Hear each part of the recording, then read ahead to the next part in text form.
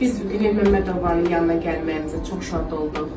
Biz bu neçə günlərdir ki, həftələrdir ki, bizi başqa bir həkimə yönləndirmişdilər. Mənim bacım da sinəsində şiş olduğunu, onu əməliyyata götürəcəyini və pis xəstəlik olduğunu dedilər. Bizi çox qorxuzdular.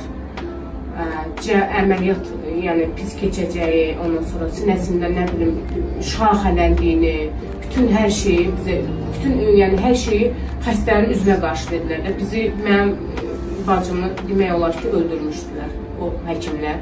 Allaha min şükür ki, biz Günel Məmmədovanı tanıdıq, biz bura gəldik. İnanın ki, yəni mən bunu tam ürəkdən səmimi deyirəm ki, mən bura addım atmaqla, bacımla özümdə, bacım da oturub prosta danışa bilmir.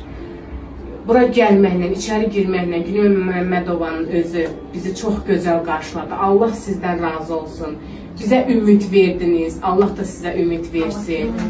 Biz yəni bu qədər bilmirdik, çox ümidsiz, çox yəni elə bilirdik ki, yəni bacım öləcək də.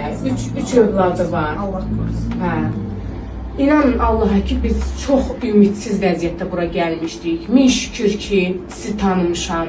Nə yaxşı ki, sizin kimi doktorlarımız var. Nə yaxşı ki, belə savadlı, xəstəyə dəyər verən, xəstənin qayğısına qalan, özü şəxsən girir xəstənin yanına, problemi ilə maraqlanır, xəstənin özü ilə, xəstənin yaxınları ilə maraqlanır. Çox gözəl.